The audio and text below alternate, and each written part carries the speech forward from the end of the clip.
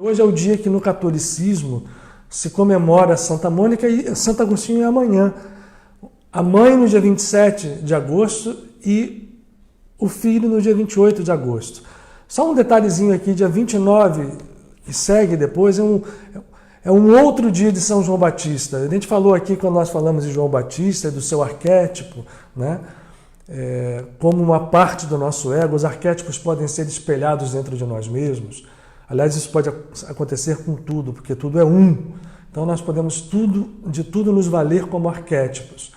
E São João Batista, como esse arquétipo poderoso, é o único que tem 2 dias de comemoração no Anuário Católico. Lá no dia 24 de junho, quando ele nasceu, e 29 de agosto, é quando ele desencarna, decapitado por ordem de Herodes. Isso tem uma significação, esses 2 dias, né? Mas nós já falamos isso lá no nosso encontro de 24 de junho. Hoje vamos ficar aqui com essa querida, como diz o Marco, Santa Mônica querida. E falar dela é falar do seu filho. Por isso mesmo é que nós estamos... a gente tem, a Igreja Católica com sabedoria colocou juntos um e outro como dias de comemoração, porque Agostinho desencarnou sim, no dia 28 de agosto de 430. Porque falar de um é falar do outro, porque são almas absolutamente ligadas. Eu arriscaria até dizer que seriam almas gêmeas. Todo mundo sabe, já ouviu falar de Santo Agostinho, né? Eu acho que a gente fala de Santo Agostinho, como a gente fala de tudo, de uma forma muito superficial.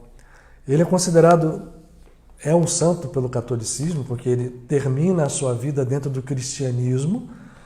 E naquele tempo dele não existia, é importante que a gente fale isso para poder situar o contexto de análise na nossa ótica, que é a ótica espiritual. Naquele tempo não existia especificamente um catolicismo, como a gente define ele hoje. Esse catolicismo romano, que nós conhecemos hoje, que já passou por tantas fases, começou a se formar mesmo para valer, ainda que ele tenha nascido quando o imperador Constantino, lá no século IV, um pouquinho antes do nascimento de Agostinho, em 354, foi quando nasceu Aurélio Agostinus, na cidade de Hipona, que é atual na Tunísia, na África, ele é um africano. Ainda que o Constantino tenha transformado a igreja a igreja cristã como oficial do Estado romano, só pelo ano 600 da Era Comum é que vai se constituir o catolicismo romano. Então, Agostinho não nasce dentro do catolicismo romano. Ele nasce dentro de um período que era um verdadeiro caldeirão, um caldeirão vibratório, porque ali o Império Romano, que dominara o mundo por tanto tempo, o Império Romano Ocidental, nós estamos falando dele, com sede na cidade de Roma, porque ali já estava se constituindo o Império Oriental, com a cidade que vai se chamar depois Constantinopla. Quem estudou história vai lembrar da queda de Constantinopla, que marca o início da Era Moderna, término da Idade Média.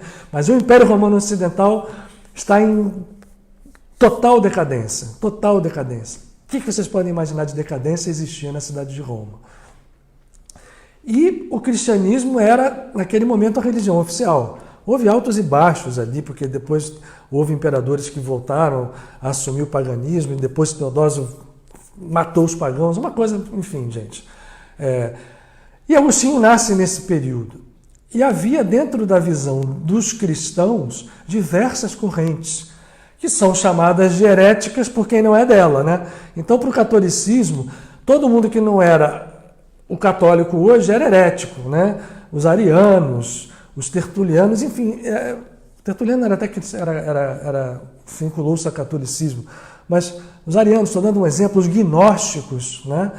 Todas essas, e eram muitas correntes, vocês não acreditam, eram tidas como heréticas, mas cada uma acusava a outra de herética, como ainda hoje, né? Quem não é da sua restrição egóica de visão espiritual, chamada religião, é visto pelo outro como um herético. E aí as guerras, e aí o distúrbio, e aí o desequilíbrio que a gente agora tem buscado, de alguma forma, desfazer. Aurélio Agostinus nasce então na África, na cidade de Hipona, filha de Mônica, e de um patrício romano. Então ele tem uma ascendência romana. Esse patrício romano foi um péssimo pai. E Agostinho revela-se uma criança muito inteligente, extremamente inteligente, brilhante, e ao mesmo tempo por força desse pai, que chamava-se Patrício, se eu não me engano, ele começa a entrar na vida, até puxado pelo pai, dando vazão a uma energia espiritual tão intensa, a uma inteligência tão intensa, e uma energia espiritual intensa ao ponto de se expressar numa sexualidade desgarrada. Agostinho conta a história, desde os 13 anos, experimentou uma vida sexual, e a África era um lugar, né, ali, Hipona, onde era a antiga cidade de Cartago, né, ele experimenta uma vida sexual absolutamente desregrada, apoiado pelo pai, e para uma agonia profunda de Mônica, sua mãe, que era cristã. O pai não era, o pai era pagão, a sua mãe cristã, e Agostinho se atira para os prazeres da vida e buscando egoicamente estimular e mesmo endeusar a sua inteligência hiperprivilegiada. E assim começa a seguir a vida, se torna professor na cidade de Madaura, que era muito perto dali, e estuda filosofia. Naquela época se estudava filosofia, música, matemática e gramática. Eram as grandes áreas de estudo que havia ali. Na filosofia se incluía o que a gente hoje está dentro do campo da ciência. E ele sabia tudo. Pra vocês terem uma ideia, vamos avançar um pouquinho no tempo. Agostinho deixou para a gente mais de 90 obras escritas por ele mesmo, 98, se eu não me engano, livros. Então, é um ser muito complexo. E ele tinha sempre ao seu lado a sua mãe. Nós vamos falar da mãe, tá? Eu vou só correr aqui um pouquinho com o Agostinho e vou voltar, mas eu quero falar muito de Mônica. E ele, atraído pelas correntes filosóficas que estavam na época em jogo, junto com o cristianismo, se torna maniqueu. A palavra maniqueísta hoje virou uma definição muito superficial e muito vulgar. O que é você quando chama alguém de maniqueísta, é aquele que diz assim, tem aqui aquilo que é certo e aquilo que é errado, aquilo que é bem e aquilo que é mal. O maniqueísta é tido como aquele que analisa as coisas de uma forma radical, olhando uma coisa que ali é o que ele acredita é o certo e o que ele não acredita é errado. Então, gente, na verdade, o que a gente define hoje como maniqueísmo não tem nada a ver com o maniqueísmo da época de Agostinho. Maniqueísmo vem do seu fundador, que era um ser extremamente espiritualizado, Manes, ou Manés, que era um derivado, a sua filosofia era derivada do zoroastrismo, que vingou na Pérsia há muito tempo. Mas Manes faz um trabalho de espiritualidade muito profunda, onde ele fazia a seguinte observação, muito básica. Agostinho se encanta pela doutrina de Manes e se torna um maniqueu. O que dizia, enfim, resumindo muito, né, o que Manes falava? Que não pode o mal ser uma criação do divino. Se o mal não é uma criação do divino, quem foi que criou o mal? E aí se atribui a existência do mal a entidades, seres, que derivadas do zoroastrismo seriam responsáveis pela queda do mal, através do mal, da humanidade, como uma forma geral. Então, para tal, era preciso fazer movimentos espirituais muito profundos, vinculados ao lado bom, onde estava o Criador, né? O zoroastrismo define isso, né, como Ahuda Mazda, que é o grande criador do bem, e Ahriman, que é o mal, né, como se existissem duas entidades. E aí existe um conflito entre o mal e o bem, mas o maniqueísmo não é essa superficialidade, porque lá no fundo da filosofia maniqueísta, também como no zoroastrismo, existe uma percepção de que acima desses dois seres bem e mal que conflitam, existe um super, Ahuda Mazda, né, que é acima do bem e do mal, e faz com que aquela história toda se funda numa coisa só. Mas Agostinho se encanta pelo maniqueísmo, se encanta pela filosofia neoplatônica, baseada no trabalho de Platão e revivida por pensadores do século III, e cria dentro dele um anseio absurdo de se mergulhar profundamente na vida em duas coisas: nos estudos e no ensino, porque ele se torna um professor. Primeiro um professor ali, né, em Madaura, professor de crianças, professor de colégio, e ele não se contenta com aquilo, e não só no ensino, como na experiência dos prazeres da vida na forma mais intensa. Mulheres, noitadas, a energia sexual para ele era algo que fazia parte da vida dele, parte indissolúvel da sua vida. E nesse trabalho ele cresce sempre ao lado de uma mãe extremamente amorosa e que via com preocupação os caminhos espirituais que Agostinho estava tomando. E Mônica, como eu falei para vocês, era cristã. E ela tentava trazê-lo para isso, e Agostinho amava profundamente a sua mãe, tanto quanto ela a ele, mas vocês sabem como é que é filho com mãe, né? A mãe, tá bom, ok, beleza. Eu sou cristão? Não. Eu tenho essa filosofia, respeito o seu cristianismo, mas não quero, de forma nenhuma, seguir o cristianismo. E esses embates vinham em conversas, até que Agostinho cansa, Aurélio Agostinus, resolve ir, recebe um convite e vai tentar a vida numa cidade do Império Romano que estava menos decadente do que Roma, Milão. Milão era, ainda hoje no norte da Itália, na Lombardia. Ali já havia uma presença já dos longobardos, que eram um povo de origem germânica, que depois tomou toda aquela região de modo definitivo. Mas eles absorveram o cristianismo, uma história muito interessante, a dos lombardos virou a Lombardia, e Milano era a capital, extremamente efervescente em forma cultural. Agostinho se meteu lá. Se mete lá na Lombardia e começa a ganhar fama pela sua capacidade de retórica. Ele era alguém que conseguia fazer da palavra um instrumento poderosíssimo.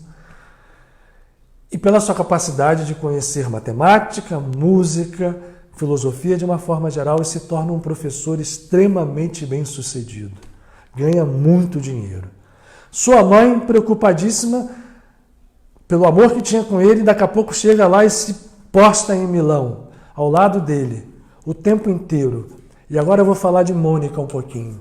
Ela usa o maior instrumento que nós temos aqui repetidamente lembrado como um instrumento poderoso, que é tão mal compreendido por aqueles que se vinculam a qualquer religião, porque se torna um instrumento que nós vamos fazendo do uso dele algo repetitivo, algo rotineiro, algo ritualístico, e perdemos a essência, o poder desse instrumento que é a oração.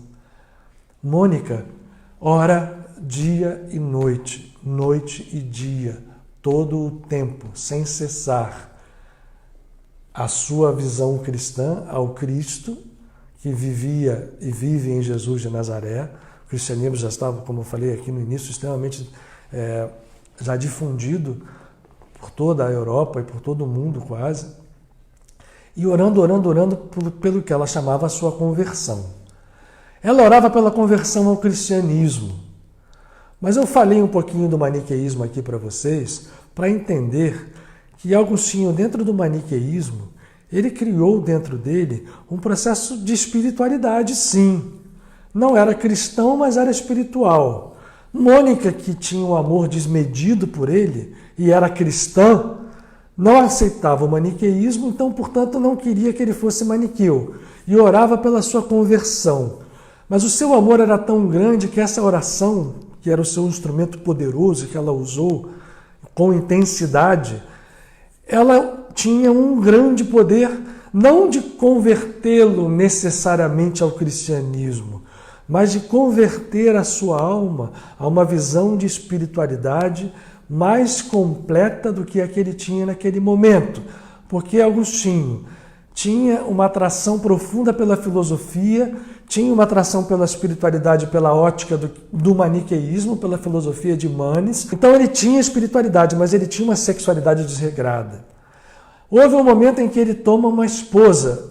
Não era esposa, Mônica nunca aceitou, ninguém é perfeito, e Mônica nunca aceitou a sua companheira como companheira mesmo, porque ela não era casada. pela religião que já estava se constituindo naquele momento, que veio a ser o catolicismo. Melânia, que para mim é um espírito de uma luz absurda. Ela ela tem um amor por Agostinho, um amor incondicional. E deu a ele um filho, chamado Adeodato. E esse filho também era um espírito de uma luz absurda também. Esse menino foi embora do mundo com 13 anos de idade e serviu para balançar muito Agostinho. Mônica foi lá para perto dele. De Milão para Roma, Agostinho era uma pessoa famosíssima. Ainda que ele tivesse Melânia, quando ele tem o filho, Adeodato, ele melhora um pouquinho essa sua sexualidade depravada. Mas ainda assim, ele não conseguia fazer fusão entre a espiritualidade profunda para a qual ele era inclinado, a filosofia de alta especulação que ele buscava dentro da sua própria alma. Agostinho é um buscador da alma, é um buscador de Deus na alma. Não conseguia fazer esta fusão de espiritualidade com a energia sexual controlada e com a ausência da vaidade. Naquele momento ainda, o ego de Agostinho era enorme.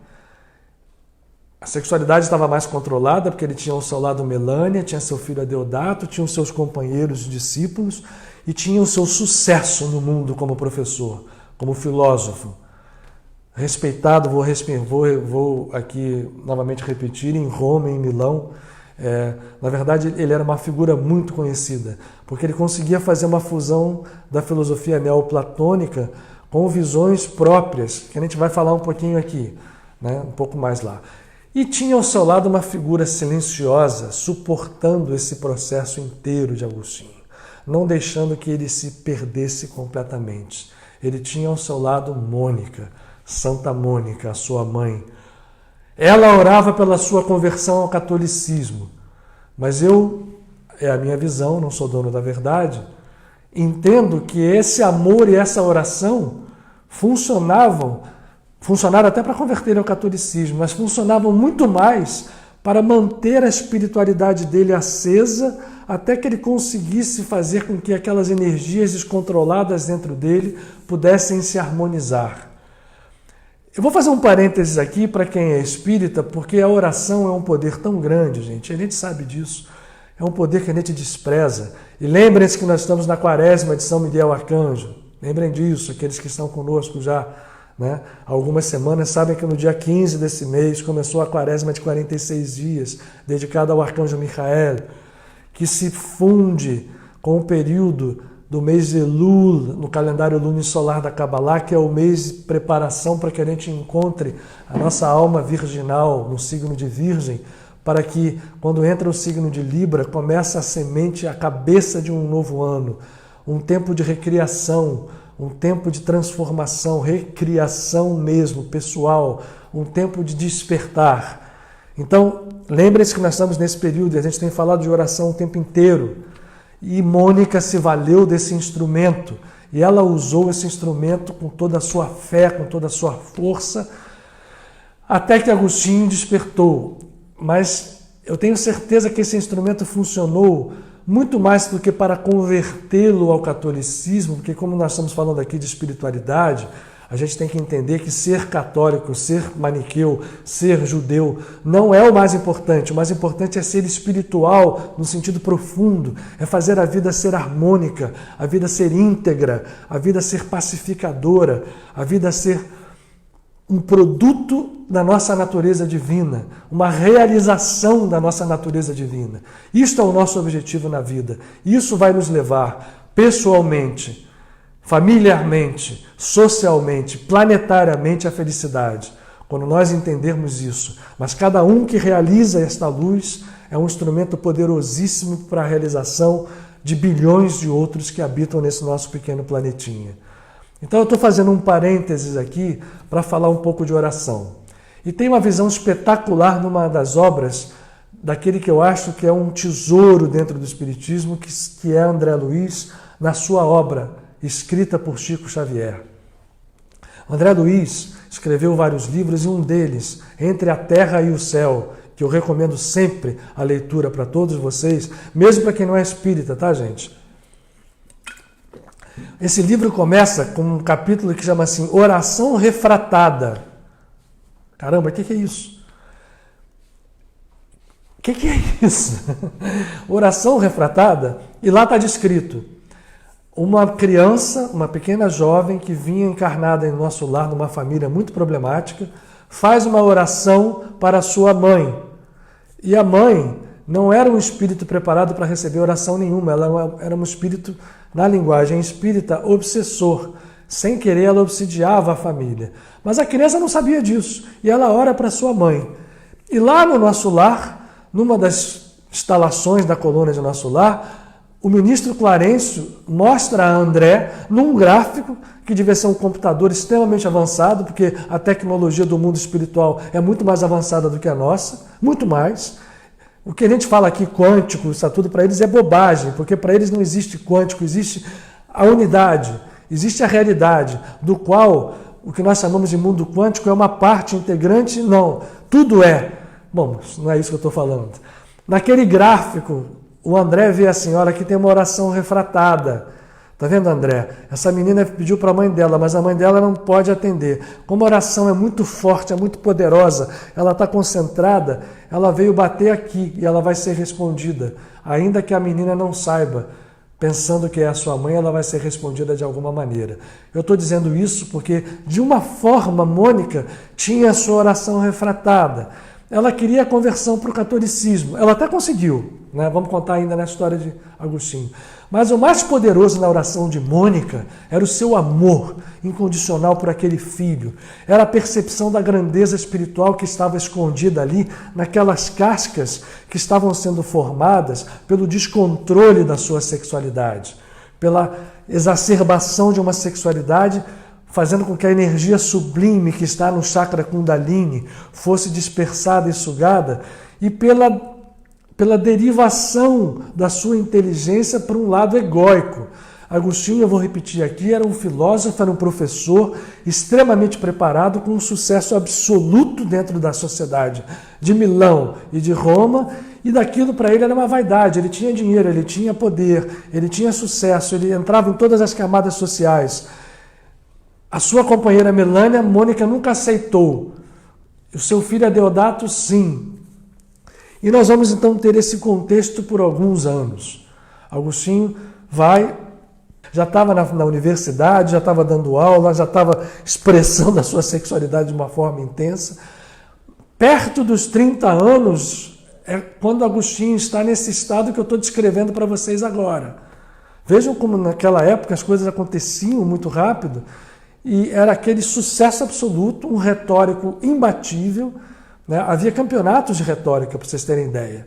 Dava-se temas, aí vinha um retora, uma pessoa, enfim, que conhecia a retórica profundamente, e falava. Aí vinha outro e falava. E tinha um campeonato para ver quem vencia, quem conseguia falar melhor, quem conseguia se expressar com mais perfeição. E, ao mesmo tempo, era um grande músico, era um grande matemático. Portanto, era um ser que Mônica sabia que tinha um potencial divino infinito. E ela via naquela sexualidade a sua ligação ao maniqueísmo, algo que era muito ruim. Chegamos a essa época, Agostinho perde o seu filho. Adeodato vai para o mundo espiritual. Isso dá um primeiro baque para ele. E aí, ele resolve despedir, se separar da sua companheira Melânia. Até um pouquinho forçado por Mônica, tá? E ali ele resolve pegar um grupo de amigos, ir embora para Milano e dar um tempo, né? Naquela história toda, né? Ele estava meio cansado, já com 30 e poucos anos. Ele não queria, cansou talvez do sucesso, né? Ele resolve se afastar do centro e fica em Milão. Ele tinha dinheiro, compraram uma vila, uma casa. Ele, Alípio e alguns outros amigos que eram discípulos dele resolvem se reunir para estudar, para escrever. Eu disse a vocês que Agostinho teve 98 obras das conhecidas, sobre música, sobre matemática. É isso aí, Ruth. Ele tem uma coisa com São Francisco muito próxima. E eu quero falar muito disso para que a gente entenda as coisas como são, ou como a gente vai abrindo os olhos para entender que a coisa do karma, que a coisa do castigo, não é uma coisa hoje tão dura como a visão espírita, muitas vezes a visão dos hindus, muito mais que dos budistas. Os budistas são mais amplos na visão do karma, mas os chamados hinduístas, não existe hinduísmo, mas aqueles que se vinculam ao brahmanismo, olham o karma como algo linear, como algo preso no tempo e no espaço, coisas que nós temos falado aqui nas últimas vezes. Eu estou falando de Agostinho para mostrar a força da oração, porque esse trabalho de Mônica fala de algumas coisas. O trabalho de Mônica fala o seguinte: ali tem alguém que é mãe naquela encarnação de Agostinho, que acompanhou ele desde o início, sabia o seu potencial, e a oração dela, ela pensava que era para convertê-lo ao cristianismo, para tirá-lo daquela vida devassa. A gente já falou aqui que a conversão ao cristianismo é superficial, porque ele ser um bom maniqueu, ele for ser um bom judeu, ser um bom um ser espiritual é espiritual sob qualquer rótulo. Então a oração de Mônica era refratada, né? Refratada para níveis superiores, e sem que ela soubesse na sua mente egóica, ela estava movimentando forças dentro do conceito da unidade, porque nós somos todos um, não é isso? Então lá na raiz nós todos somos um. Muito mais perto disso são aquelas almas afins que estão próximas da sua evolução, como raízes, como galhos de árvore, né? As raízes no final vão ser uma só, mas os galhos podem ser infinitos, mas tem galhos muito próximos. Até que todos os galhos se unifiquem, é um mistério. Mas no momento exato, agora, nesse momento, tudo é um. Então, se eu tenho oração ativa, se eu movimento as forças da minha alma pela oração, pela meditação, eu consigo fazer movimentos de transformação, não só dentro de mim. A força da oração de Mônica, a força do seu amor, a força da sua fé, e a gente vai falar um pouquinho de fé aqui, movimento processos que vão se referenciar à unidade fundamental. E naquele momento se refletem sobre a unidade mais próxima, vamos chamar assim, no tempo e no espaço, porque no tempo e no espaço nós somos seres individuais, nós somos seres afins, então fica mais fácil entender a unidade fundamental com alguém que está próximo de mim do que entender com alguém que está num planeta lá na ponta do universo ou de outro universo. Tudo é um, hein? Mas eu não consigo movimentar ainda, na nossa pequenez de consciência, as nossas forças para rezar em alguém no planeta X, lá na ponta de bilhões de anos-luz daqui, apesar de eu ser um com ele, hein? Uau! Mas, para minha mãe, para meu irmão, até para um inimigo meu próximo, eu posso entender melhor o conceito da unidade. Então, quando eu faço o meu amor se expressar pela oração, pela meditação, pela força intensa espiritual que gera esse poder que nós temos, e Mônica fez isso, se Mônica faz isso, ela consegue movimentar a unidade que está lá em cima, mas entre ela e o filho, essa unidade se expressa com poder absoluto. E, portanto, quando nós expressamos o nosso amor por alguém mais próximo de nós, eu consigo solucionar karmas do outro em aparência. Eu consigo solucionar karmas da unidade que me liga a tudo e a todos no universo e nos universos, na criação infinita, mas que eu posso entendê-la melhor no grupo que está à minha volta, nos galhos e árvores que estão à minha volta, que são os meus familiares nessa encarnação e aqueles familiares que vivem no mundo espiritual. E, portanto, a oração refratada de Mônica, como eu falei a vocês aqui, que se expressa muito bem lá no livro Entre a Terra e o Céu de André Luiz, né, na coleção de André Luiz, mostrando que ela orava para ele se converter ao cristianismo. Ele até acabou se convertendo, mas a oração dela era mais profunda. Ela falava da unidade, ela tocou a unidade entre os dois espíritos, entre Mônica e Agostinho, sem que ele soubesse conscientemente, encarnado que estava, mas o trabalho estava acontecendo no silêncio. A sua oração silenciosa conseguiu penetrar nos campos da unidade entre ela, mãe, e ele, filho.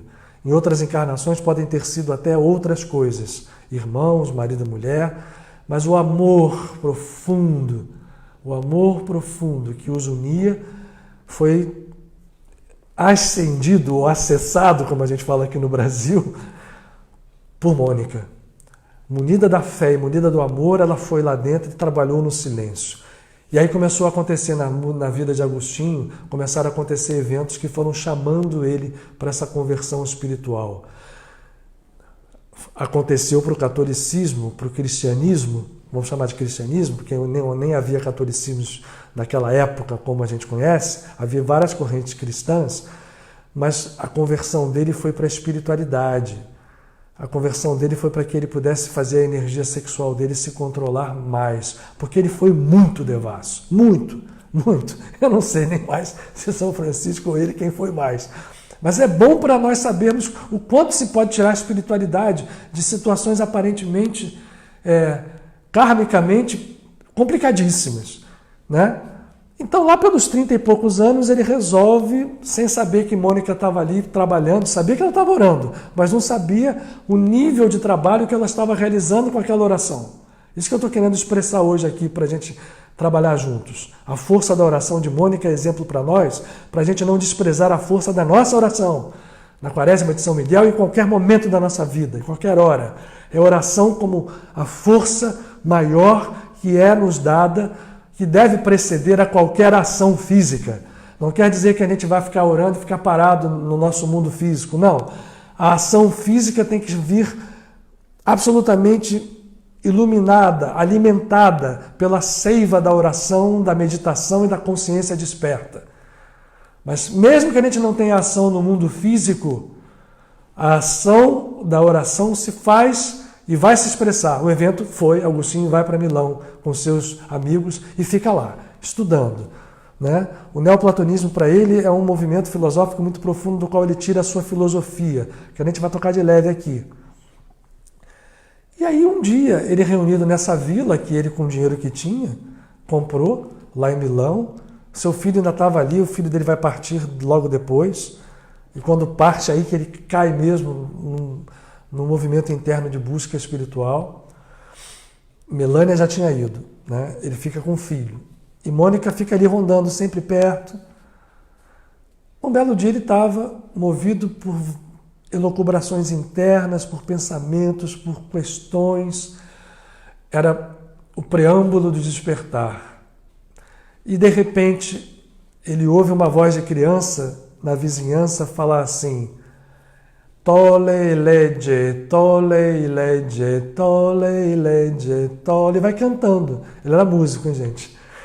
E no tolle legge, que significa toma e lê, toma e lê, toma e lê, ele estava com um evangelho perto dele. Porque a mãe botava ele do lado, né? Olha aí, gente, filho, olha o evangelho, dá uma olhadinha. Ele conhecia já, mas ele não se conectava com isso. Essa voz impressionou muito. E esse livro que estava perto dele, a Bíblia, ele vai, pega e abre e cai numa epístola de Paulo, onde diz assim: cesse com as patifarias, com a devassidão, e fala uma opção de nomes lá, não quero repetir para vocês aqui, e procura o Espírito. Aquela parte que ele abre ali, pá, dá o clique. E aquele foi o momento que todo aquele trabalho que Mônica estava fazendo com a sua oração, estava mexendo lá dentro dele, que ele vinha se deixando sem saber levar. Quando aparece que a pessoa despertou, que foi num momento, no agora, o agora já estava sendo trabalhado pela oração, pela fé de Mônica. E a partir dali, quando ele lê aquilo, tudo aquilo que ele já sabia do cristianismo, ele não vai ser novato, ele já conhecia bastante as epístolas de Paulo, respeitava o trabalho de Paulo de Tarso. Ele vai juntar no ser cristão que surge. E Mônica fica irradiante, né? Porque ele resolve aceitar o cristianismo. E aí vai se tornar Santo Agostinho. Vai demorar um tempinho ainda, tá, gente? Mas aí ele mergulha intensamente. Ele estava naquele momento ali, com o dinheiro que ele tinha, naquela vila filosófica, né? Ele estava fazendo uma espécie de escola platônica, peripatética, que as pessoas ficavam conversando ali uns com os outros, trocando ideias filosóficas, né? Mas aí ele resolve fazer... Daí é que se fala, surgiu a ordem agostiniana. a ordem monástica agustiniana, porque aqueles companheiros deles vão se transformar numa vida monacal. Eles resolvem fazer um voto de castidade. Dizem as línguas que ele não conseguia cumprir muito bem esse voto. Eu acho que Francisco batalhou mais, né? Mas ele recolhe a sexualidade dele de toda forma. Faz com que aquela energia não se perca na devassidão e passe a alimentar a sua busca espiritual. Naquele primeiro momento, então, se forma o que hoje é conhecido como a Ordem Agustiniana. E aí aquela comunidade agustiniana em Milão se desenvolve, ele começa a desenvolver uma filosofia, questionamentos sobre a divindade. Agostinho vai procurar, e é fantástico isso, porque quando você entra dentro do cristianismo, você abre mão da história de que há um Deus do mal, ou um ser do mal. O mal, o que é o mal? Né? E ele procura entender a origem do mal, ele que tinha sido maniqueu. E eu vou falar novamente, o maniqueísmo vai a uma profundidade muito grande. E aí, o maniqueísmo traz uma profundidade onde, no final das contas, o bem e o mal não são entidades separadas. Mas isso é uma filosofia muito profunda. Mas ele, dentro do cristianismo, procura desenvolver a filosofia de Agostinho, e não estamos aqui para estudar ela é uma mescla da filosofia neoplatônica com a filosofia da visão cristã, de que você tem, na verdade, esse mundo físico como um lugar muito ruim, de queda, e ele consegue fazer um movimento, eu acho fantástico, que depois até vai ser abandonado pela igreja, porque a visão de Santo Agostinho é muito profunda, e ela, em certos momentos, vai desafiar o dogmatismo da Igreja Católica que vai aparecer depois. Se a gente vai estudar Agostinho muito profundamente, a gente vai encontrar algumas contradições com aquilo que depois a estrutura da religião católica veio apresentar como teologia. Porque Agostinho basicamente estudava uma coisa, ele falava o seguinte, ele olhava, eu não tenho outro lugar para buscar o amor de Deus. Deus é o Criador de tudo. Deus está na eternidade, ele está fora do tempo e do espaço. O tempo passa a existir quando a criação tem início, emanada de Deus. A gente podia dizer quase que ele era quântico, né? Se ele tivesse mais instrumentos matemáticos, ele teria tocado a visão que os físicos que descobriram, que a gente chama hoje de física quântica, dessa eletromecânica quântica, descobriram no entendimento de que o tempo não existe, já Einstein dava mas ele é apenas um movimento relativo em função de velocidades, olhada no campo físico, mas dentro da alma, Agostinho estava entendendo que o tempo era fruto da velocidade com que a alma se movia dentro da criação. E quando você chega ao despertar divino, você saía fora do tempo e do espaço. Isso para ele era a eternidade. Vejam bem, Agostinho não entendia a eternidade como um tempo linear infinito. Vocês querem saber o que é tempo linear infinito? Vou dar um exemplo. É um exemplo que está dentro até do conceito que acabou vingando na Igreja Católica. Imaginem uma bola de chumbo do tamanho da Terra. De 1000 em 1000 anos vem uma pequena pomba e roça na superfície dessa bola de chumbo. No dia em que a erosão desgastar toda aquela bola de chumbo em nada, a eternidade começou. Ora, parece uma coisa fantástica, mas isso é entender a eternidade como uma fieira de tempo. Agostinho não entendia assim. Agostinho já se antecipava, ele percebia assim, a eternidade está fora do tempo. O que quer dizer que todo o tempo e todo o espaço se concentram dentro da eternidade, porque o tempo é fruto do movimento da alma, enquanto a eternidade é fruto da consciência divina. Eu sei que é difícil para a gente perceber isso na mente, mas ele buscou isso e buscava essa definição e ele chegou assim, a saída para tudo é o amor, porque o amor é esse movimento, o amor é a base da criação. O amor, quando posto em ação pela divindade, cria a possibilidade do tempo e o livre-arbítrio. E as criaturas têm o livre-arbítrio. Agostinho defendia isso. E aí, mas o que é o mal? Aí vem aquela frase que já é conhecida, aquele conceito conhecido, que o mal seria a ausência do divino, assim como a treva é apenas a ausência da luz. Se a gente vai mais profundamente, a gente percebe que mesmo essa treva, que é a ausência do divino, é um mal por passividade. Então, todo o mal pode ser resolvido quando a luz chega.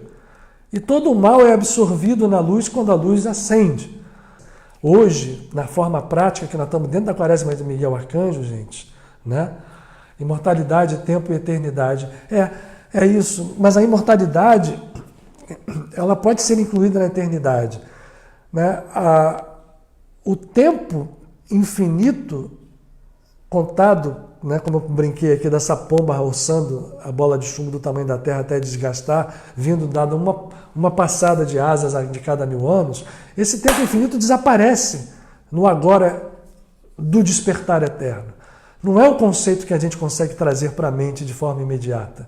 Ele precisa ser trabalhado pela meditação, ele precisa ser trabalhado profundamente pelo mergulho, aonde Agostinho dizia que nós encontramos a divindade dentro de nós mesmos, na nossa alma, na alma virgem, né? Para lembrar que nós estamos em Elul, para lembrar que nós estamos na Quaresma de Miguel, a alma eternamente virgem. Esta alma precisa dar luz a um filho, e esse filho precisa nascer da entrega da alma à presença divina, que é o Criador transcendente. Essa é a teoria, essa é a doutrina de Agostinho, em muito resumo. E ele começa a desenvolver o seu trabalho ali assim. Até que há momentos da sua vida, sua mãe, ele vai para Roma e vai em Ostia, a mãe acaba morrendo porque ele resolve voltar para a África, para Hipona, a sua cidade natal, vai com seus amigos para fazer lá a sua comunidade monástica. Mônica vai para o mundo espiritual feliz porque conseguiu converter o seu filho, né? Ela consegue convertê-lo mais profundamente do que ela imaginava, porque ele não foi convertido só ao cristianismo, ele foi convertido ao potencial espiritual que ele trazia, né? E aí, ele chega em Hipona. Ao chegar em Hipona, ele estava interessado em continuar a sua tarefa, vamos chamar assim, espiritual intelectual, né? Escrevendo obras filosóficas, mas, de repente, o bispo de Hipona, que era amigo dele, ele desenvolveu uma relação próxima com esse bispo, desencarna. E naquela época, os bispos não eram escolhidos pelo Papa, não tinha nem o Papa em Roma como a gente vai conhecer hoje. Esse papado só vai existir, lembra quem esteve aqui na nossa conversa sobre Mohammed, Maomé? Só vai existir no ano 600.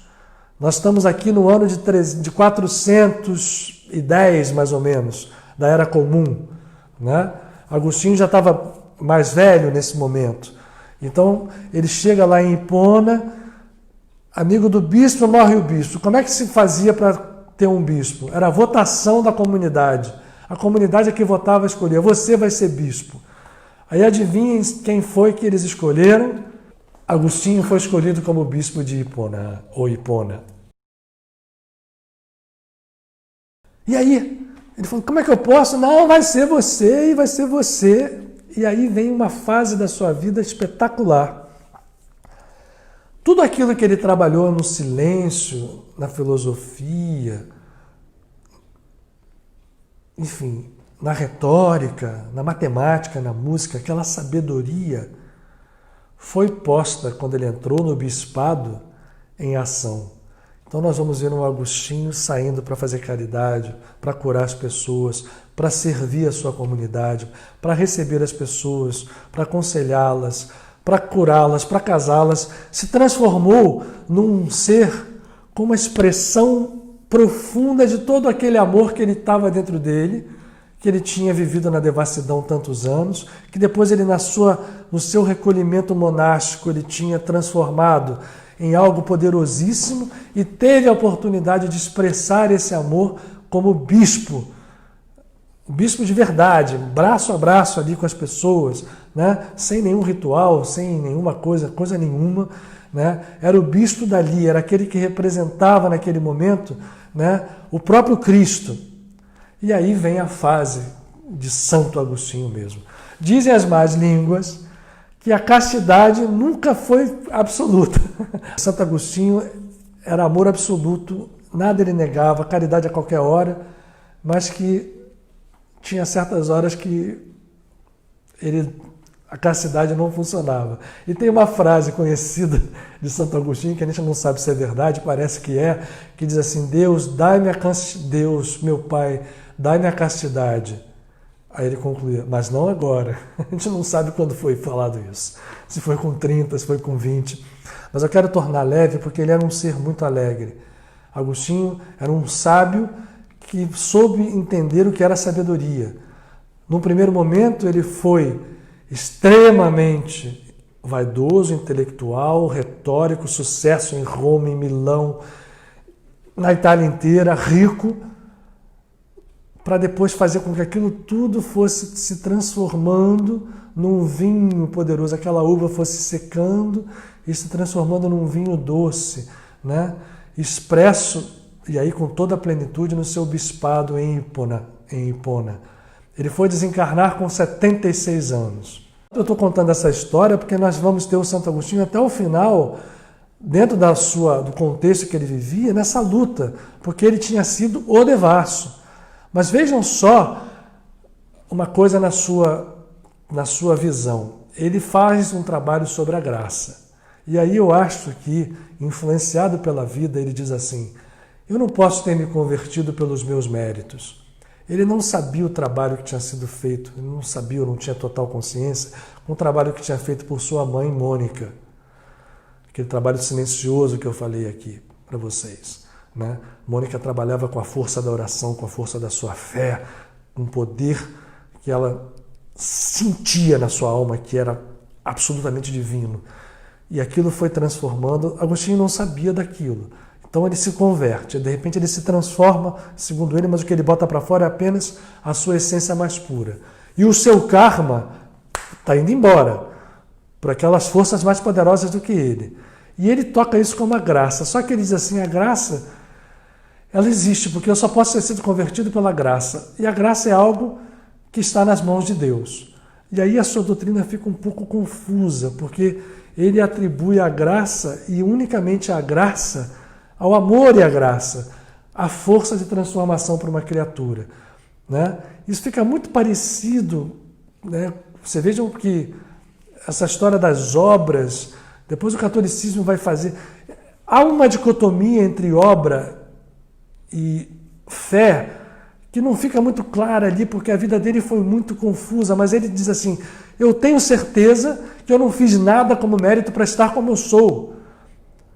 Eu atribuo a oração da minha mãe, mas como é que isso trabalhou? Pela graça divina. Ela pediu, Deus resolveu chegar e dizer assim, recebe a graça, Agostinho, se transforma. Lendo hoje, a gente pode entender como é que ele achava isso e entender que a coisa não é assim. A força de Mônica fez um trabalho profundo. Aonde? Na raiz da unidade. E quando ele desperta, ele falou assim, Deus resolveu me dar um presente. Ouviu a oração da minha mãe. Mas nós não estamos falando de um Deus pessoal barbudo que ouviu a oração da mãe e disparou uma graça lá de cima. Não. É o Deus que está em tudo, que foi ativado pela oração de Mônica, e o amor dela rompeu a multidão do karma. Vou transformar agora e substituir a palavra pecados por karma. E esta força do amor desfez o karma, atuando como graça. E isso despertou em Agostinho a sua verdadeira natureza. A gente mexe em coisas muito profundas quando a gente fala de sexualidade. Então é importante que a gente trabalhe com muito cuidado nesse campo. Agostinho, então, vai aos pouquinhos saindo desse campo, se recolhendo, trabalhando melhor, até que ele vai para Hipona, onde ele se torna bispo, e vai expressar o seu amor como uma pessoa que cura, que consola, que ajuda em todos os níveis, mas que lutava ainda com o entendimento da sua sexualidade. E Agostinho foi uma das entidades mais ativas no trabalho de Allan Kardec. Você vai ver dentro do Livro dos Espíritos, dentro do Evangelho do Segundo Espiritismo, várias mensagens de Agostinho. Se tornou um espírito com um trabalho absurdo. E uma das perguntas do Livro dos Espíritos é respondida por Agostinho e é um sinal para todos os espíritas. Kardec faz a pergunta, o que é preciso? Qual é a grande busca e o grande objetivo para que nós possamos nos iluminar e crescer. Agostinho responde: conhece-te a ti mesmo. Está no Livro dos Espíritos. Ele reproduz essa frase, conhece-te a ti mesmo, estava no portal da entrada do templo de Delfos. Pagão, né? Paganismo não tem nada de pagão. Paganismo é profundo também, quando entendido lá na sua profundidade. E lá estava Noti se auton, conhece-te a ti mesmo. E está no Livro dos Espíritos. O conhecimento de nós mesmos, o que é? É o mergulho dentro do nosso interior, é a meditação, é a oração, é a busca da humildade. Nós falamos aqui tanto da humildade há 3 semanas atrás. Essa virtude sublime que é a humildade. É a fé, e nós vamos falar um pouquinho de fé também aqui. É a misericórdia, porque a humildade, quando vai acionada pelo amor e pela fé, ela atinge a misericórdia. A misericórdia não é piedade no sentido de ter peninha, porque a misericórdia é compaixão. A misericórdia não coloca ninguém acima de ninguém. A misericórdia é alguém que é igual ao outro, que está doando empaticamente o seu eu ao outro, pelo amor, e compartilha, compaixona. Por isso, paixão de Jesus. A paixão de Jesus foi compartilhar a nossa natureza egóica para mostrar que nós todos podemos nos libertar dela, entrarmos no campo da natureza crística. Nós todos somos Cristos. Vou falar um pouquinho disso daqui a pouco. E, portanto, a compaixão, a misericórdia, a humildade são atingidas pelo conhecimento. Conhecei a verdade e a verdade vos libertará, disse Jesus com a consciência crística completamente desperta no Evangelho de João. Essa frase é tão mal usada hoje, né?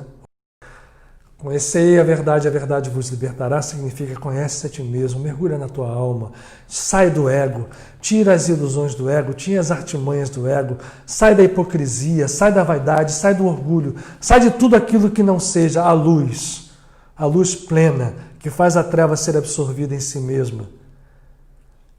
Isso liberta. E isso é conhecer a si mesmo. E Agostinho trabalhou muito na revelação que foi dada a Kardec no século XIX, no Espiritismo. E Agostinho, nos seus escritos, diz coisas fantásticas. Em uma delas, uma das frases que a gente pode pensar da obra vasta de 98 livros de Agostinho, matemática, física, que estava dentro na época, filosofia, música, retórica, gramática, ele conhecia de tudo. Agostinho fala uma frase que mostra com clareza que ele chegou lá, que ele tocou a ponta do mar infinito. Lembram daquela história? Ele queria trazer Deus para uma definição mental e percebeu que Deus não podia ser conhecido com a mente. Deus não poderia ser conhecido dentro do campo do tempo. Por isso que eu falei que ele antecipou a eletromecânica quântica, a visão de Einstein. A eternidade é um agora permanente que não se conta pelo tempo. O tempo é fruto do movimento da alma. Ele não falava em reencarnação, se bem que ele sabia um pouco disso, ele questionava isso em algum momento. Mas ele não expressou isso na sua doutrina. Senão não tinha virado um santo católico. Mas ele conhecia isso.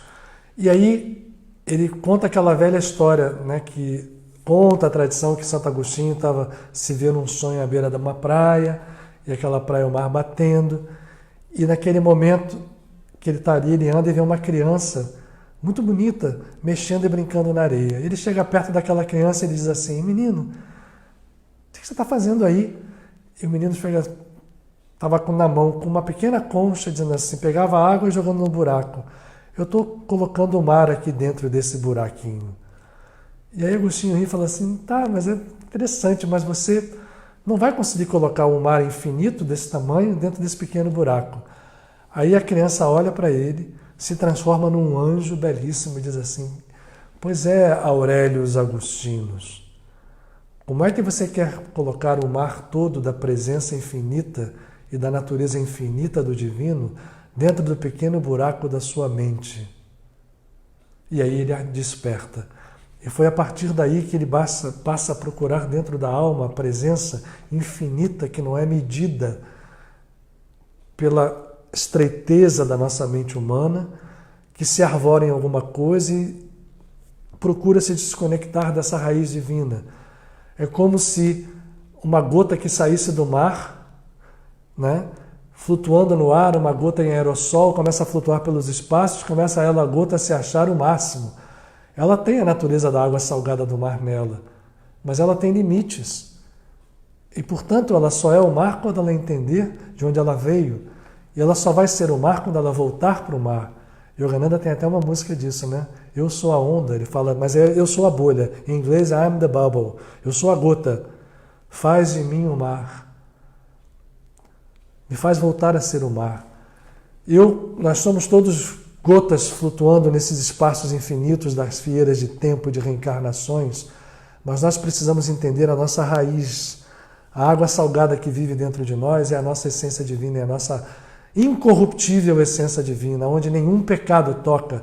Nós somos virgens e como virgens precisamos nos entender. A nossa alma é virgem e é ela que tem que nos dar a resposta da natureza divina. A nossa alma feminina, né, é a presença divina em nós. E ao se integrar ao masculino sagrado, tudo se faz um. Então, gente, Agostinho entendeu naquele sonho que ele tinha que procurar Deus de outra forma e não pela mente, apesar da sua mente e da sua inteligência super desenvolvida. E aí tem uma outra coisa que ele vai falar, certamente depois desse sonho. Ele vai dizer assim: nós, seres humanos, que somos filhos do divino, que somos parte da sua essência, que somos imagem e semelhança, afinal essa frase está na própria Bíblia, do Criador, que é Pai, e ele sabia que o Criador era mãe também, ele pode não ter contado, mas ele sabia. Nós temos que buscar na nossa vida não sermos cristãos. Sabe por quê? Porque ele tinha sido maniqueísta. Ele sabia que dentro do maniqueísmo havia verdades espirituais muito profundas. Ele conhecia o neoplatonismo, ele conhecia certamente a Kabbalah, porque naquele momento havia muita troca de informações ainda entre os diversos. Ele sabia, ele conhecia os gnósticos. Então ele sabia que a espiritualidade era mais do que tudo. Mas ele entendia a figura de Cristo pela ótica do Paulo. Não o Cristo enfeixado na limitação, por mais que essa limitação seja bela, seja fantástica, de uma figura humana de Jesus de Nazaré. Jesus de Nazaré mostrou: eu me fiz limitado para poder mostrar a limitação não só minha, a natureza messiânica, a natureza crística, a natureza divina, não é só minha, disse Jesus, o tempo inteiro, é de todos nós. Eu sou o Cristo e vocês são o Cristo. O Consolador, que é o Messias, só vai nascer quando eu for. Né? O Menachem, Messias, como eu já falei aqui em outras lives, que é o nome Consolador em hebraico, e está lá no Evangelho de João essa palavra, o Consolador é a natureza divina, que precisa despertar a natureza crística. Ele, Jesus, dizia: eu vou para que ela desperte em vocês. Isso é a segunda vinda do Cristo. Aonde é que ele vai vir? Dentro de nós. Paulo tinha essa visão. Então, Agostinho, quando dá espaço a Paulo, ele vai dar a seguinte frase. Eu falei isso tudo aqui para dizer essa frase: vós tendes que ser não cristãos, não, mas outros cristos. Eu acho que cabe até um silêncio depois disso. Eu quero compartilhar uma coisa com vocês. Mais uma vez, voltando à obra do Chico, tem um livro do Humberto de Campos, o Maico está aí ajudando. Na época ele não era mais Humberto de Campos, ele já estava usando o pseudônimo Irmão X. E eu não sei se é Estante da Vida, mas o capítulo chama-se Lição de Humildade. E é lindo esse capítulo. É bonito vocês lerem, tá? Mas lá está assim. Depois da palavra daquele que tinha acabado de fazer um discurso, um grande silêncio se deu num vale onde se encontravam espíritos que buscavam encontrar a luz espiritual dentro de si mesmos. Espíritos pesados pelo karma, espíritos doídos de várias encarnações perdidas, presos na teia do karma, naquele grande vale. Aí diz o irmão X, Humberto de Campos: é que falara Aurelius Agostinus, o grande santo bispo de Hipona, patriarca do cristianismo. A sua palavra curara corações, a sua palavra transformara a dor milenar, muitas vezes, de muitos daqueles que estavam ali. A sua palavra foi um bálsamo para todos aqueles que buscavam a luz e um caminho. Aurélio Agostinus, continua o irmão X escrevendo, envolto numa luz intensa, estava acompanhado de vários companheiros seus de vidas anteriores, todos eles muito iluminados. E naquele deslumbramento de luzes que se formara depois da sua palavra, Cartas e Crônicas, Marco? Então tá, vamos lá, beleza. Aquele deslumbramento, ele se preparava para ir embora quando ele foi tocado por uma pessoa que queria falar muito com ele. Santo Agostinho, assim, santo não, eu sou Aurélio Agostinus. E aquela pessoa se ajoelha aos pés, ele levanta a pessoa e diz, fala, meu irmão. Ele diz, eu acompanho, eu estudei a sua vida, toda a minha vida encarnal, estudei todas as suas obras, sou conhecedor de tudo aquilo, da sua grandeza espiritual. Eu sei, eu já sei, eu tenho informação de que você não está restrito mais à Terra, que você já trabalha em outros planetas, que você atinge outros planos de vida. E eu queria saber que você dissesse uma palavra para mim, que dediquei uma boa parte da minha vida a estudar a sua. Aí disse que Agostinho olha para ele com aquele olhar espiritual desperto e diz assim, meu irmão, na unidade da vida que eu aprendi, a grande lição que eu tenho para mim mesmo foi a da minha própria transformação. Por quê? Aí ele diz, contado entre os maiores devassos do planeta, com a minha mente perdida, e faz um desenvolvimento, eu fui tocado pela misericórdia e pela graça divina e todo o meu trabalho desde então tem sido em fazer, primeiro a mim mesmo, entender o poder e a força dessa luz, dessa graça, o poder dessa transformação e fazer com que isso seja exemplo para irmãos que caminham junto comigo. Esse foi o grande exemplo, meu irmão, e essa é a palavra que eu posso te dar. Aí o irmão X termina, e com a humildade que foi expressada por aquele grande ser de luz, o irmão, mais tocado ainda, se reverencia em lágrimas e num rastro de luz, aquele grupo de espíritos se dirige aos planos superiores. Isso é bem a linguagem dos livros do Chico, essa linguagem belíssima, né? E isso toca a gente. Humberto de Campos não falou ali, o irmão X não falou, mas vamos falar nós. O que estava querendo dizer Agostinho ali? Poder da graça, não a graça discricionária de um Deus que escolhe um ou outro segundo uma visão extremamente humana, né? Egóica. Não. Ele fala da graça, do poder de transformação da graça. E quem foi que acionou esse poder, gente? Foi Mônica, foi sua mãe. Ela que naquele silêncio, mesmo sem ter instrumentos intelectuais para aquilo, mas na intuição profunda de utilizar a força que está dentro de cada um de nós para fazer valer o poder da oração. Ela no silêncio, entendendo que ela e seu filho eram um, e naquele momento aquilo servia para ela, mãe, para ele, filho. Mas essa unidade, a gente falou hoje aqui, ela pode crescer ao infinito, porque tudo é um. Mas naquele momento, e para nós também, para ela e para nós, é mais fácil entender isso daqueles que estão mais próximos, né? Sem que a gente se torne egoísta e só queira saber dos familiares, hein, gente? Ora lá, hein? Familiares, sim, como diz a minha avó, Mateus, primeiro os teus, mas em segundo, em terceiro, quarto e depois em todos os outros também, porque somos todos irmãos. Mas foi Mônica, ela que acionou a lei da graça. Ela que naquele silêncio fez com que todo aquele trabalho fosse se superficializando até chegar à mente de Agostinho e até se transformar no despertar, que pareceu momentâneo quando aquela voz de criança falou tole lege, tole lege, tole lege, tole lege. E ele pegou a Bíblia e leu. Aquilo foi todo aquele momento singular, foi todo preparado pela eternidade.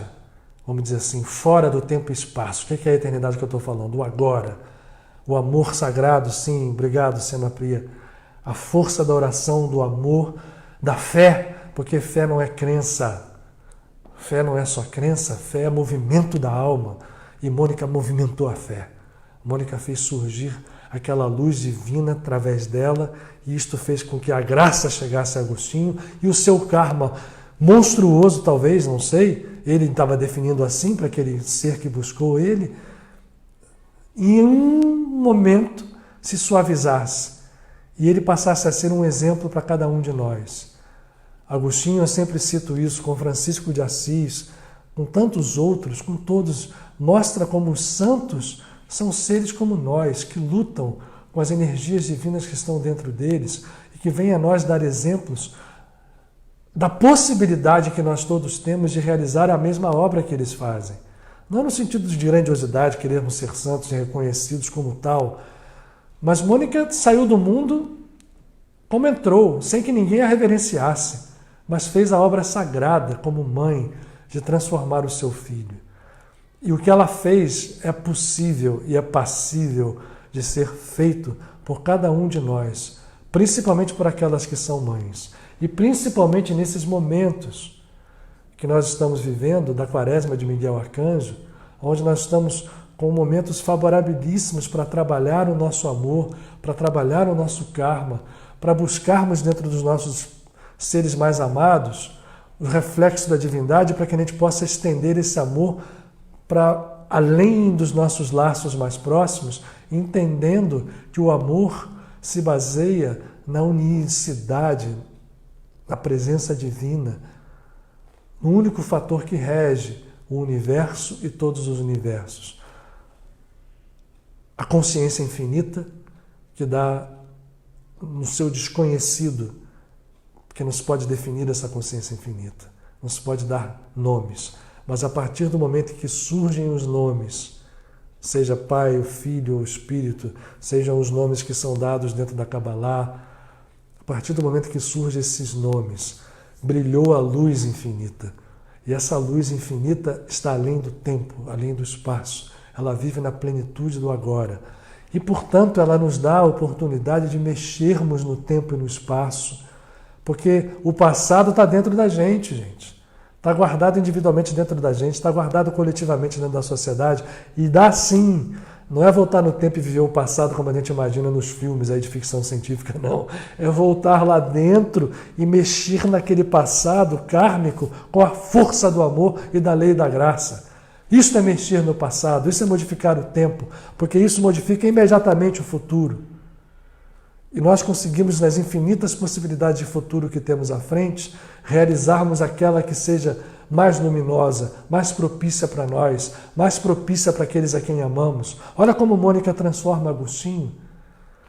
Nós podemos transformar a nós mesmos e transformar a outros. Mães, não esmoreçam quando queiram transformar seus filhos, queiram transformar nosso irmão, ou um amigo, ou quem seja. Tudo é possível. E tudo é possível para aquele que tem fé. E ter fé não é ficar acreditando num Deus ou num outro Deus. Ter fé é movimentar a força que nós temos na alma para nos entregarmos em toda a plenitude, aceitando o que temos à nossa frente, sem nos revoltarmos, mas sem nos resignarmos. A aceitação é diferente de baixar a cabeça. A aceitação é fazer movimentos que compreendem, que entendem, mas que guardam forças como uma mola que retrai para fazer uma energia infinita ser disparada em direção à cura, em direção à paz, em direção à harmonia, em direção ao que seja. Vamos fazer a nossa oração. Hoje vai ser mais oração mesmo do que meditação, porque Mônica orou. E vamos nos pedir a que esse Espírito, que é um Espírito cósmico, esteja perto de cada um de nós agora. Aproveitar, vamos lembrar que nós estamos dentro dessa estrutura vibratória de luz que chega até nós pelas forças desse mês, o mês de Virgem, na Kabbalah o mês de Elul, onde o amado vem ao campo, onde o amado, que é a face de Deus, que aparentemente é transcendente, chega mais próximo de nós, da imanência da nossa alma. Vamos respirar profundamente.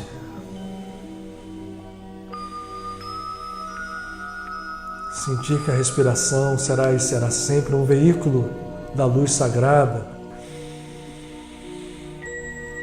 Pela respiração profunda, nós captamos essas energias sutis.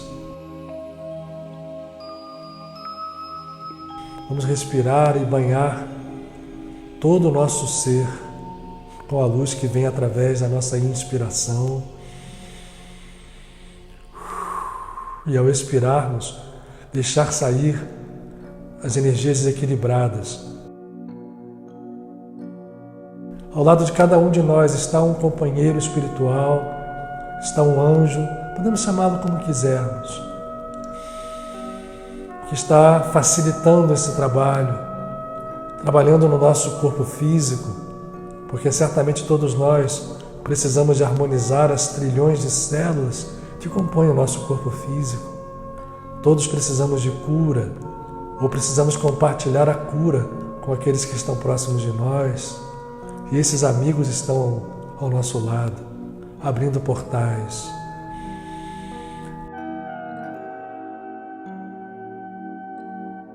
Muitas luzes acesas formando uma só luz, como luzes de pequenas chamas, de lamparinas que vão se fundindo.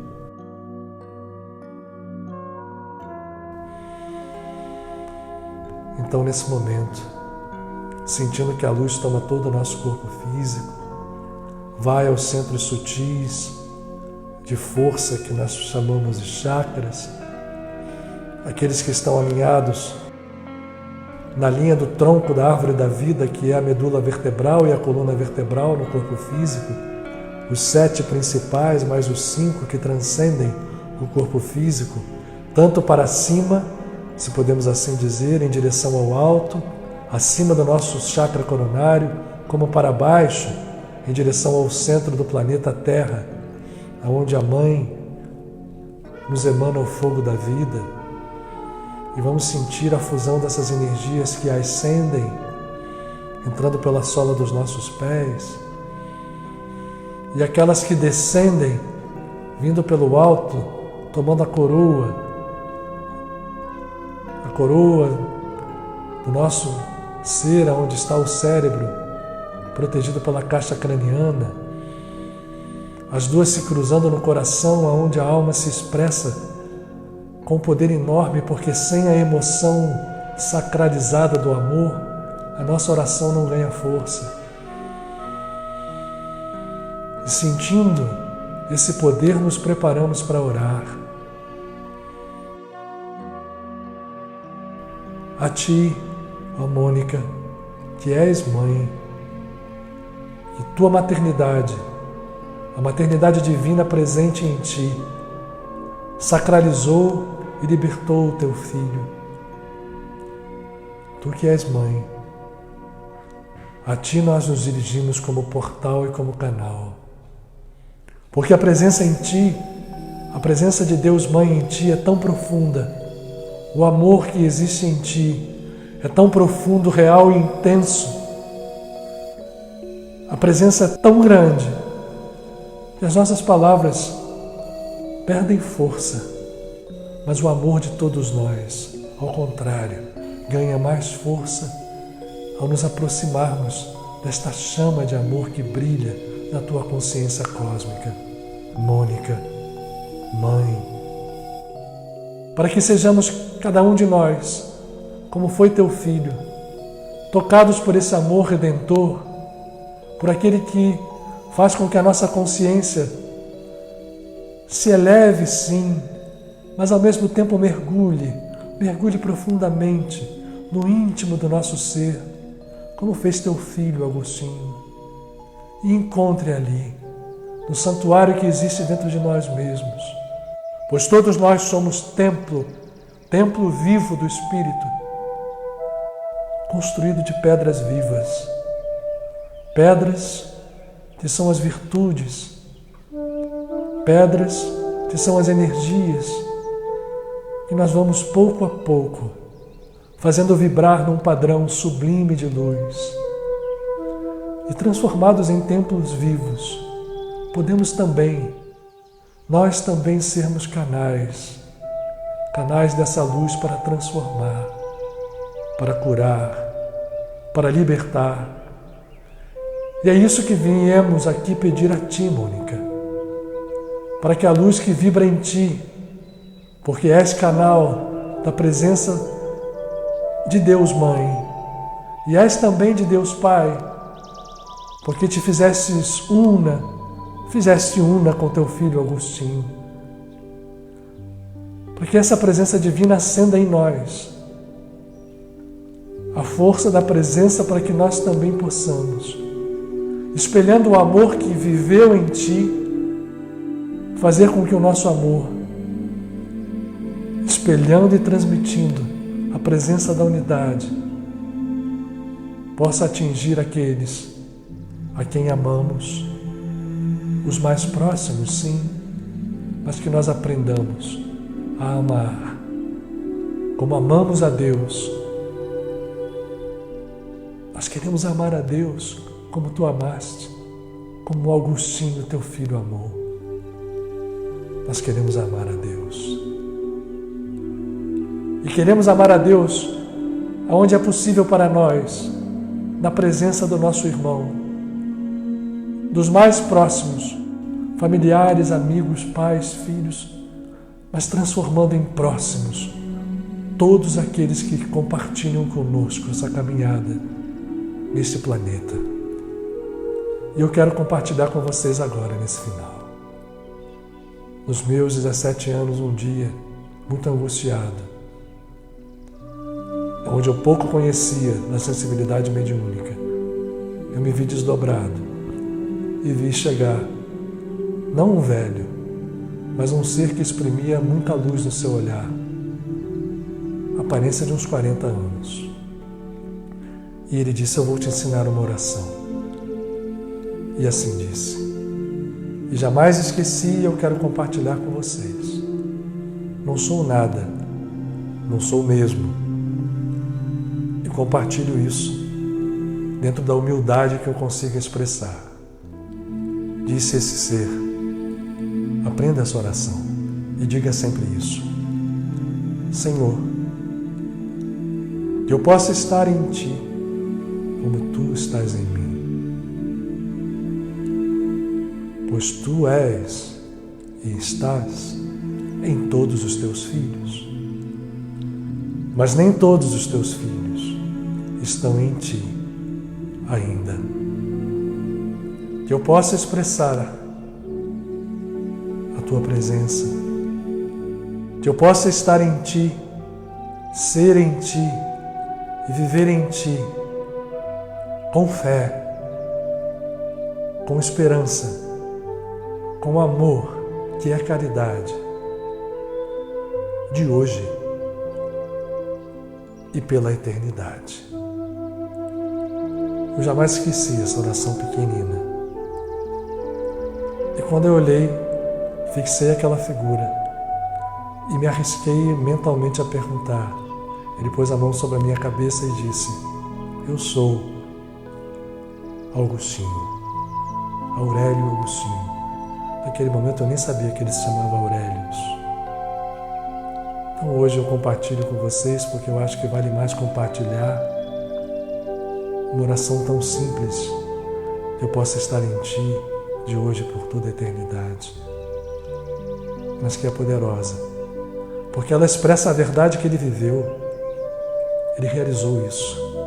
E como a gente falou aqui, com a força da graça, que nós possamos esquecer os nossos karmas, mergulhar dentro de nós mesmos, expressar o amor incondicional, pedir perdão, perdoar, pedir perdão, mas antes e acima de tudo amar. Que seja o amor o nosso signo, o nosso movimento, a nossa vida, o nosso tudo e o nosso todo. Que a paz esteja conosco. Amém. Senhor, que eu possa estar em Ti como Tu estás em mim, pois Tu és e estás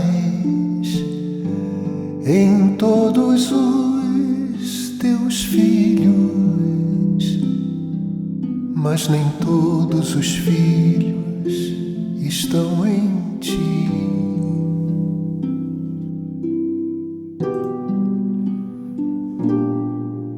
Que eu possa expressar a tua presença e estar em ti com fé e esperança.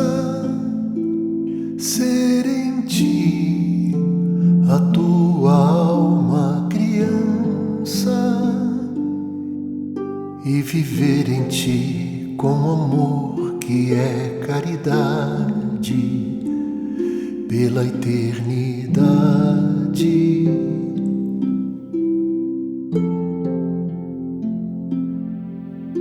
Senhor, que eu possa estar em ti como tu estás em mim, pois tu és e estás em todos os teus filhos, mas nem todos os filhos estão em ti.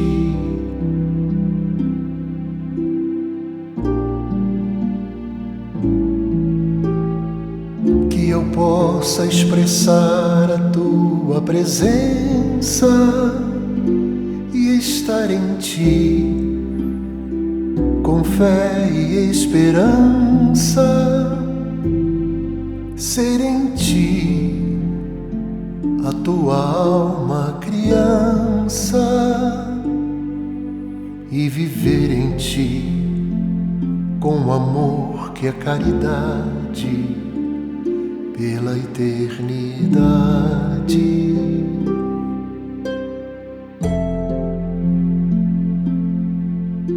Senhor, que eu possa estar em ti como tu estás em mim,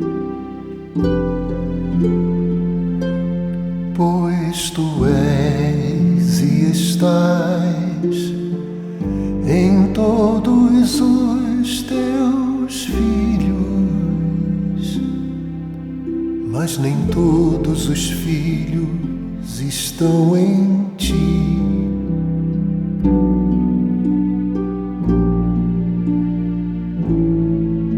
Que eu possa expressar a tua presença e estar em ti com fé e esperança.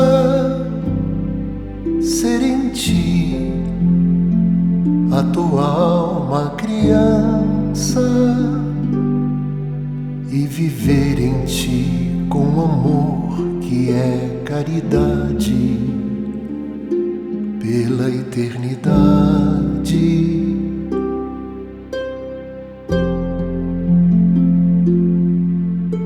Senhor, que eu possa estar em ti como tu estás em mim, pois tu és e estás em todos os teus filhos, mas nem todos os filhos estão em ti.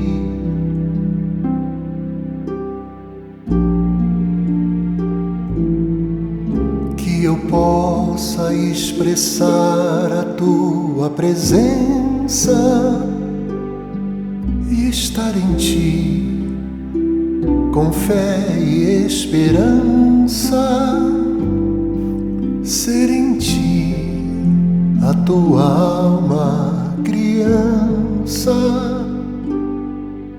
e viver em ti como amor que é caridade pela eternidade.